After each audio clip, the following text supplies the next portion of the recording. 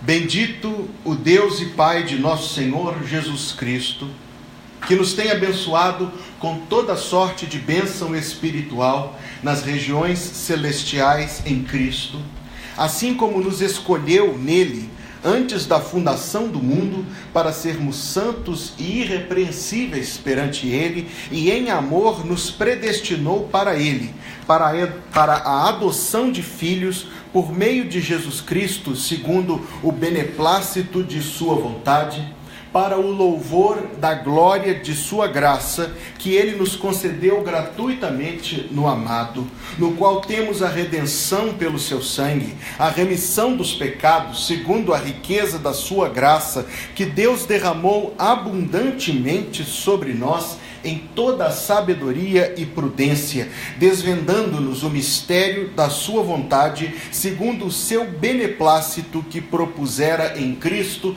de fazer convergir nele, na dispensação da plenitude dos tempos, todas as coisas, tanto as do céu como as da terra.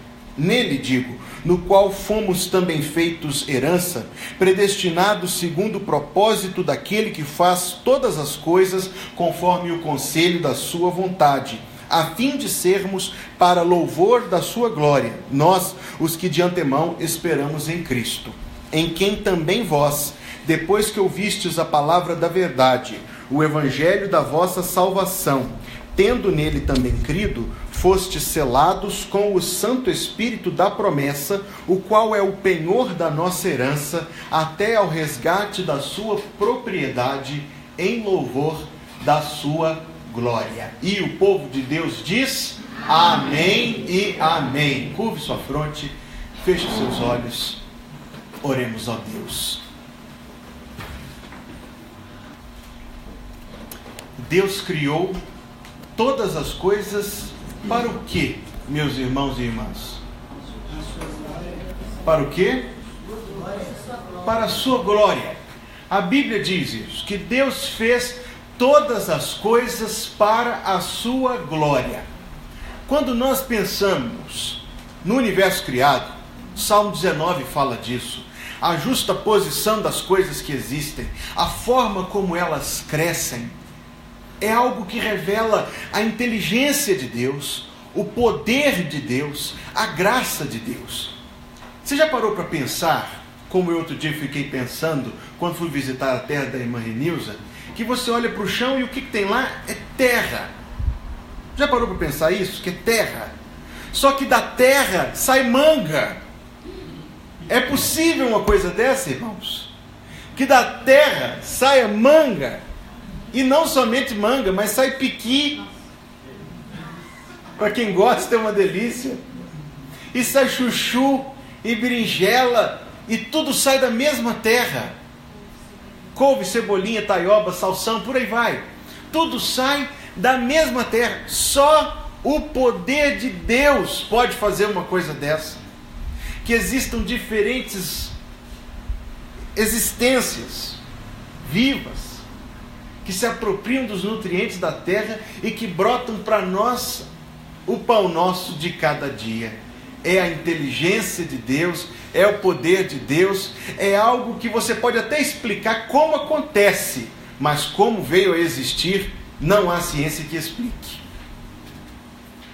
Mas não somente Deus criou as mangas na sua doçura e na sua cor amarela, para o louvor da sua glória, mas a nós, salvos em Cristo, Deus nos concede um privilégio especial, particular, único. Nós existimos para a glória de Deus, mas pela sua graça, Deus nos concede o privilégio de louvá-lo. E de louvá-lo de uma maneira muito especial, porque nós cantamos os louvores da redenção. Nós entoamos a Deus músicas, porque nós somos salvos, nós somos amados por Cristo, comprados, selados com o Espírito Santo, e quando nossa mente, claro que tocada por Deus, se apercebe, se dá conta de coisas tão tremendas, o nosso coração não tem outro caminho, nem outra expressão, do que render a Deus louvor, glória e adoração. Sabemos que a missão do crente é pregar o Evangelho, testemunhar da graça de Cristo, não é verdade? Mas qual é a sua função? A sua função é dar glória a Deus. A sua função é louvar a Deus. Quando eu leio a Bíblia, você pode ter a Bíblia aí em sua mão?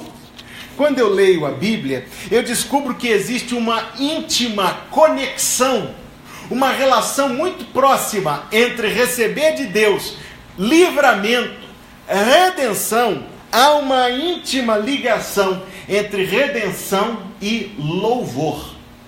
O texto que nós lemos aí, Efésios 1, verso 3, começa com uma palavra que Paulo usa. Qual é ela? Bendito Deus. Bendito. Bendito quem? Deus. Bendito seja Deus. No Novo Testamento, Jesus usou uma palavra que às vezes é traduzida como bendito em algumas Bíblias, quando ele fala assim, benditos os limpos de coração, não é isso? Mateus 5, verso 8, porque eles verão a Deus. Esse bendito, que algumas Bíblias traduzem como bem-aventurado, é totalmente diferente deste que nós estamos lendo em Efésios.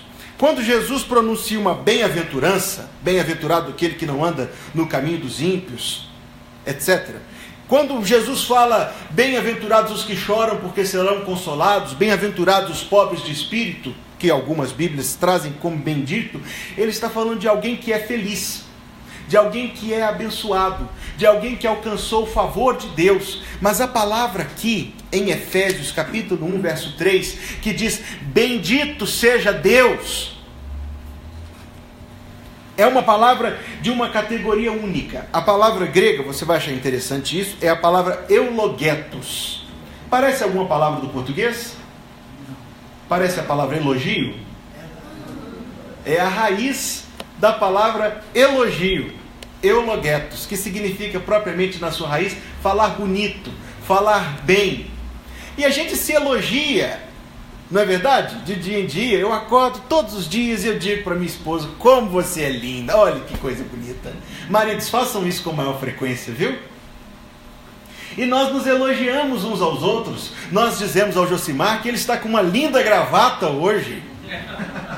E nós dizemos à equipe de música que tocaram hoje de forma sublime, tocante e usada por Deus. São elogios, mas não são elogios falsos, não são bajulações, não são coisas movidas pelo nosso interesse, são meras acepções, reconhecimentos da verdade. E quando nós nos aproximamos de Deus, ouça bem isto, é o coração da pregação de hoje de manhã. Quando nós nos aproximamos de Deus e lhe dizemos, bendito seja o Senhor, nada estamos fazendo além daquilo que Deus merece. Contudo, irmãos, poder nos aproximar de Deus dessa forma é um grande privilégio que a graça do Senhor nos concede. Consultando a Bíblia, quem foi a primeira pessoa a bendizer a Deus na Bíblia? Adão, quando ganhou uma esposa. Passado isto, é um bom motivo para louvar a Deus, mas o segundo a bendizer a Deus foi um homem chamado Noé. Quando saiu da arca, Gênesis capítulo 9, ele disse, bendito seja o Senhor. É claro que Noé haveria de se expressar assim, de uma destruição do mundo inteiro pela graça de Deus. Gênesis capítulo 6, verso 8, Noé achou graça aos olhos do Senhor. Pela graça de Deus, Noé foi poupado daquela destruição terrível. É claro que ele dirá, como disse Melquisedeque em Gênesis 14, bendito seja o Deus Altíssimo. Porque Melquisedeque, claro que ajudado por Abraão, venceu sozinho, ou foi poupado sozinho, de uma guerra que ia dizimar a sua cidade. Eu não quero passar mais informações do que é preciso.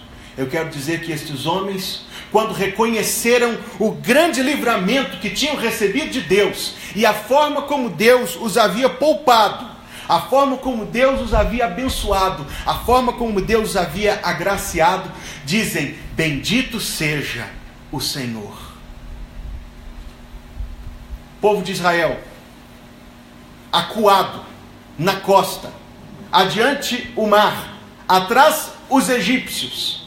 O povo diz para Moisés: por que você nos tirou do Egito para morrer aqui?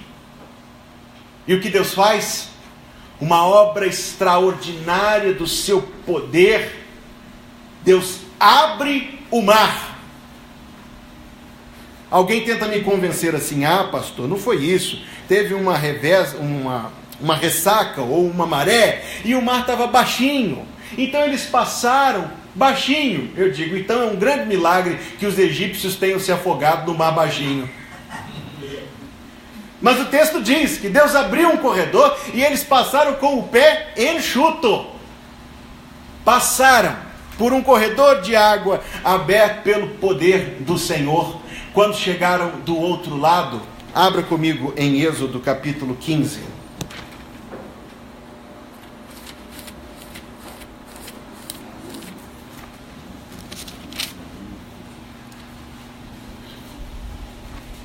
Êxodo capítulo 15.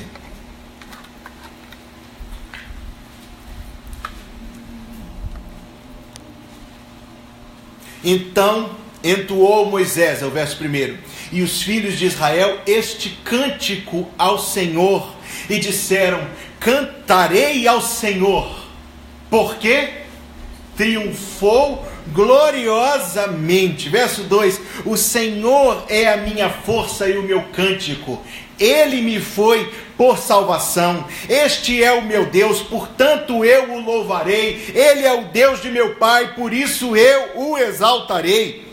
Verso número 11: ó Senhor, quem é como tu entre os deuses? Quem é como tu, glorificado em santidade, terrível em feitos gloriosos, que operas maravilhas? Verso 18: o Senhor reinará por todo o sempre. Foi tão grande, foi tão tremenda, foi tão gloriosa a libertação que o povo de Israel alcançou, que quando se deram conta, quando perceberam o que Deus tinha feito por eles, quando perceberam o tamanho do poder de Deus e da sua graça, quando perceberam a forma sublime, suprema, incomparável como Deus age, do outro lado do mar, libertos, nunca mais escravos, livres dos seus perseguidores, eles dizem: cantarei ao Senhor, Ele é o meu Deus, Ele é o meu cântico, Ele é a minha força, Ele é a minha salvação. Que coisa tremenda, irmãos, que coisa sublime, quando o nosso coração percebe a ação de Deus em nossa vida. Nós nos prostramos diante do Senhor e dizemos: bendito seja o Senhor. Lendo o livro dos Juízes, toda terça-feira, seguindo o plano de leitura que a igreja propõe, você vai ler os livros históricos. Neste momento, o livro dos Juízes. Lendo o livro dos Juízes, encontrei um salmo no capítulo 5 de Débora e de Baraque, e eles louvam a Deus porque o povo estava para ser completamente destruído por um homem chamado Jaquim. Abra comigo em Juízes, capítulo 5.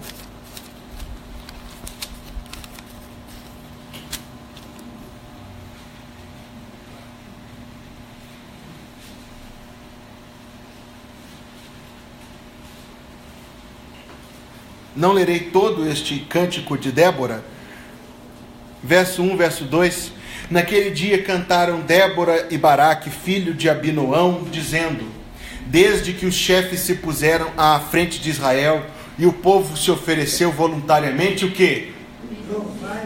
Louvai ao Senhor, bendizei ao Senhor. Verso 9: meu coração se inclina para os comandantes de Israel, que voluntariamente se oferecem entre o povo. Bendizei ao Senhor, louvai ao Senhor.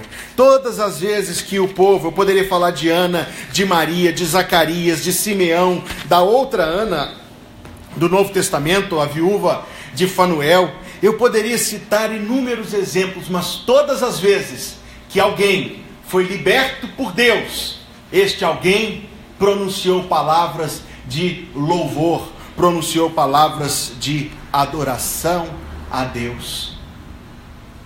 É gratidão, mas é mais que gratidão, irmãos. É mais do que gratidão, é adoração, é louvor, é quando Deus nos mostra o quanto fomos favorecidos, o quanto nosso coração sente a presença e a pessoa digna de Deus, e Deus nos deixa absolutamente tomados de si. E o nosso coração expressa sentimentos que a nossa boca traduz. Bendito seja Deus. Alguns aqui conhecem o verso que eu quero citar. Ensina o novo canto dos remidos lá do céu ao teu servo e ao povo santo para louvarmos-te, bom Deus. Um dos nossos hinos diz assim: ensina o novo canto dos remidos lá do céu. Se pudéssemos, e podemos, pelas páginas da Bíblia podemos, chegar bem pertinho do céu, encostar o ouvido na porta do céu, imagina isso? E ouvir o que se diz lá, sabe o que nós ouviremos? Apocalipse, capítulo 4.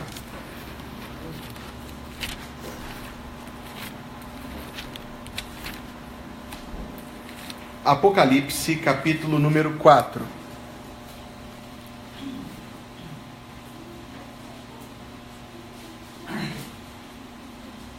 Verso número 8. Se alguém disser para você, como é hábito de alguns aqui, que o Apocalipse fica no Antigo Testamento, não acredite, viu? É o último livro do Novo Testamento. Apocalipse, capítulo 4. Eu quero ler o verso de número 8.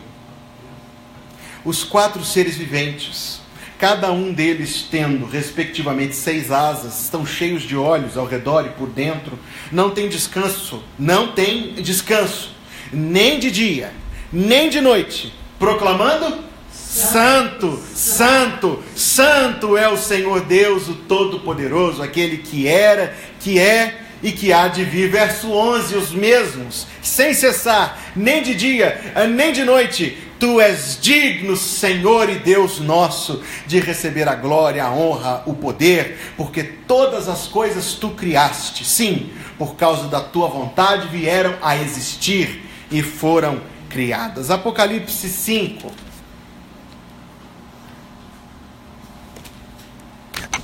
Uma caminhada pelo livro do Apocalipse. Eu não posso, o tempo não nos permite ler todas as referências, mas nós estamos aqui na nossa imaginação, ouvindo o que é que os remidos cantam no céu.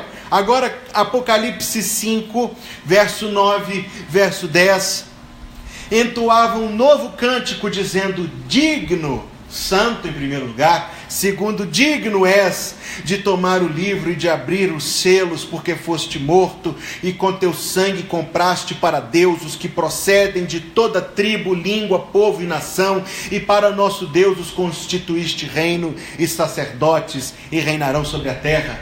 Verso 12, digno é o Cordeiro que foi morto de receber o poder e riqueza e sabedoria e força e honra e glória e louvor. Verso 13, àquele que está assentado no trono e ao Cordeiro seja o louvor e a honra e a glória e o domínio pelos séculos dos séculos, bendito seja Deus. Capítulo 7, verso 10, clamavam em grande voz, dizendo: ao nosso Deus que se assenta no trono e ao Cordeiro pertence a salvação. Todos os anjos estavam de pé, rodeando o trono. Os anciãos, os 4 seres viventes, ante o trono se prostraram sobre o seu rosto e adoraram a Deus, dizendo: amém, o louvor e a glória e a sabedoria e as ações de graças e a honra e o poder e a força sejam ao nosso Deus pelos séculos dos séculos, amém. Dá vontade de continuar. As páginas do Apocalipse, capítulo 7, capítulo 11, capítulo 12, capítulo 14, capítulo 15, capítulo 19, estão cheias de cânticos. Cânticos que os santos cantam para Deus, falando da sua dignidade, da sua santidade, da sua glória, do seu poder, da sua graça, de quão amável e louvável Ele é. E eu quero dizer que se nós somos salvos, porque é isso que Paulo fala nesse texto, Efésios 1, de 13 a 14, que nós lemos, nós somos salvos, fomos adquiridos, criados, adquiridos e selados para vivermos a vida para o louvor da glória de Deus, não somente em cânticos, mas também em ações, não somente na eternidade, mas também agora. Próxima vez que o Testemunho de Jeová for na sua casa, leia esse texto com ele. Pegue uma caneta. Eu coloquei canetas nos bancos essa semana. Vamos tirar aqui 1 minutinho de estudo bíblico, como na EBD. Tem uma caneta aí em sua mão? Não tem, eu te empresto.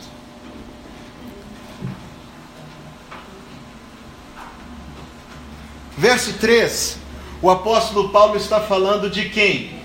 Bendito seja Deus. Sublinha o Pai, por favor.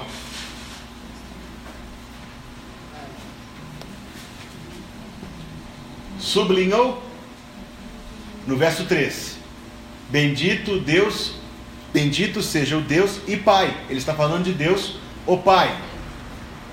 E aí ele vai descrever as ações de Deus, o Pai, para promover a nossa salvação. Bendito Deus, o Pai de nosso Senhor Jesus Cristo, que nos tem abençoado, que nos escolheu antes da fundação do mundo, que nos predestinou para a adoção de filhos por meio de Jesus Cristo, com que fim? Verso 6 sublinha agora, para louvor da glória de sua graça. Sublinhou essa parte?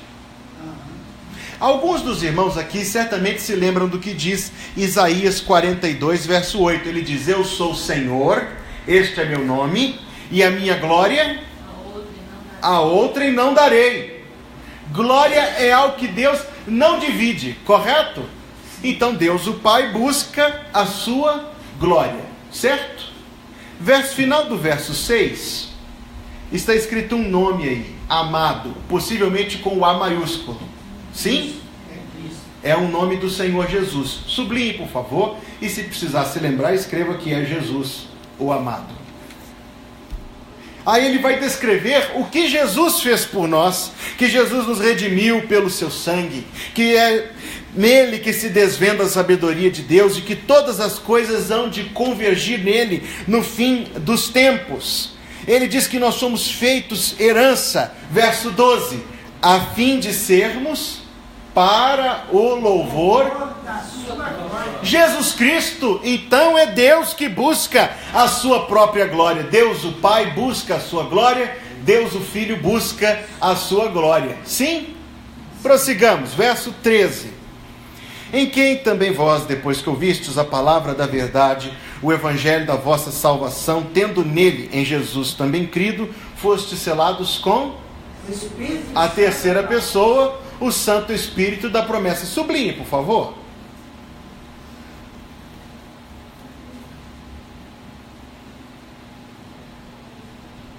O qual é o penhor da nossa herança até ao resgate da sua propriedade, em louvor da sua glória. Queira sublinhar essa parte também. Há um único Deus que existe de uma forma incompreensível em três pessoas igualmente divinas. Você entendeu o que eu quis dizer com igualmente divinas? Não há o Pai, o Filho e o Espírito, mas três unânimes: Pai, Filho e Espírito Santo. Este é o nosso Deus, Deus que age. Veja, eu quero falar um pouco sobre isso.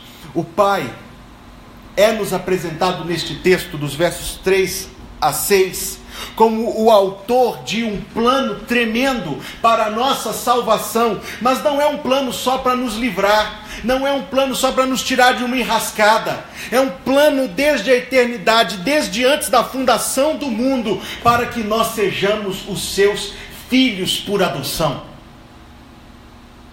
Há quem imagine que o pai é um mau pai, ele é um Deus maldoso, duro, rígido. Deus amou o mundo de tal maneira que deu o seu Filho unigênito, para que todo aquele que nele crê não pereça, mas tenha a vida eterna. O Pai é um Pai de amor. É um Pai que nos trouxe para sermos seus filhos, adotados pela graça. O Filho, versos 6 a 12, anote para que você possa ler com maior detença. O Filho nos redimiu pelo seu sangue. Um homem deitado no leito de morte, que matou muitas pessoas, que é atormentado pela sua consciência, ele acredita que ele não é merecedor do céu, ele acredita que ele não pode entrar na presença de Deus, e eu quero dizer, não é merecedor, e eu quero dizer, não pode entrar na presença de Deus, mas a paz para o nosso coração, a esperança para nós, porque os pecados deste assassino de pessoas e os pecados nossos também foram todos pagos por Jesus Cristo na cruz. Um evangelista visitou um presídio e pregou o evangelho, e depois da pregação, os encarcerados voltaram cada um para a sua cela, e ele decidiu visitar um a um, levando mais uma vez a mensagem. Quando parou na cela de um, perguntou: o que você está fazendo aqui? Ele disse: eu estou aqui porque eu tinha um advogado ruim. Acontece. Na outra cela ele falou: eu estou aqui porque eu fui injustiçado, eu sou inocente. Na outra cela ele disse: foi um erro da justiça. Na quarta cela ele fala: eu fui traído, fui colocado nessa, não sou culpado. Como alguém brinca que ali está cheio é de inocente. Mas na última cela ele encontrou um homem que disse: eu fiz mesmo, eu sou culpado dos meus crimes, eu sou culpado dos meus pecados. Então o evangelista disse: para você há esperança de salvação.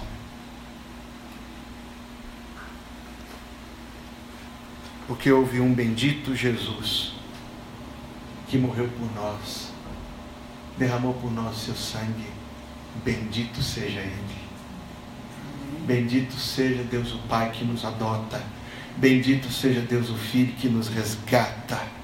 Bendito seja o Espírito Santo que nos sela.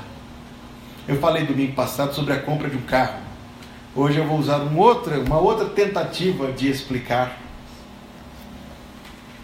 E de vez em quando alguns crentes têm um pouco de dúvida sobre o que é aquele arrebatamento do qual Paulo fala na carta 1 aos Tessalonicenses. Um pastor, para explicar este ponto, misturou limalha de ferro com areia. Misturou e disse: é possível separar um do outro? Como é possível? Com um ímã. Botou o ímã, o ferro subiu, a areia ficou. Uma bela explicação, eu acredito, da obra do Espírito em nós. Ele é a garantia de que nós pertencemos a Cristo. Ele nos atrai a Cristo. Quando Cristo voltar, se voltar no tempo em que ainda vivemos, subiremos no ar para nos encontrar com o Senhor, sem preceder os que estão dormindo. O Espírito Santo, irmãos, atua de forma tão maravilhosa em nossa vida, nos convence da verdade, nos convence do pecado, nos convence da justiça, nos convence do juízo, revela. O hino que nós cantamos domingo passado: ignoro como o Espírito convence-nos do mal, revela Cristo, verbo seu, consolador real. Bendito seja o Espírito Santo, que faz milagres tão tremendos no coração dos pecadores e nos leva a Jesus para a nossa salvação. Irmãos, e uma vez que nós tenhamos sido salvos, acontece em nós algo tremendo, porque Deus faz tudo para o louvor da sua glória. Mas quando alguém que está morto em pecados passa a viver em Cristo, quando alguém nasce de novo, a pessoa passa a viver por um novo propósito de vida, o propósito de ser para o louvor da glória de Deus. Este passa a ser o propósito da nossa vida, não mais egoístamente, não mais. Houve um grego chamado Ptolomeu, e ele definiu que a Terra era o centro do universo e criou um sistema chamado geocentrismo. Houve um polonês chamado Copérnico, e ele afirmou que o Sol era o centro do universo. Estava errado, tadinho, mas o Sol é o centro do sistema solar. E ele criou um sistema chamado heliocentrismo. Mas existe um monte de gente que acredita no sistema chamado egocentrismo, em que eu estou no centro do universo. A mãe do menino fez doce de laranja. Quem gosta de doce de laranja aqui? É muito bom. E ela falou assim: leva uma porção de doce de laranja para sua tia.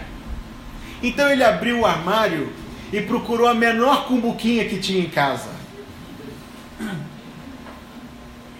A menor serviu doce de laranja e levou para casa da tia. Falou assim: aqui, tia, mãe mandou trazer doce de laranja para a senhora. A tia esvaziou a cumbuca, lavou e falou assim: pois eu fiz, filhinha, aquela cocada que você ama, e vou devolver no mesmo potinho. E o menino chega em casa e fala com a mãe: olha que miséria de doce que a tia mandou.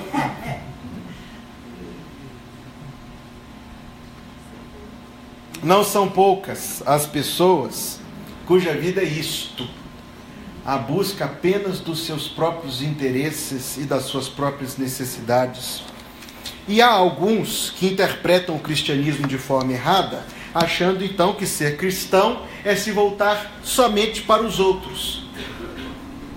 Não somente. Ser cristão é principalmente viver buscando a glória de Deus, os interesses de Deus, a satisfação de Deus, a honra de Deus, a alegria de Deus. Porque teremos descoberto no Evangelho um Deus tão poderoso, tão justo e ainda assim tão gracioso, que nos salva, que nos chama para si, que nos adota como seus filhos amados.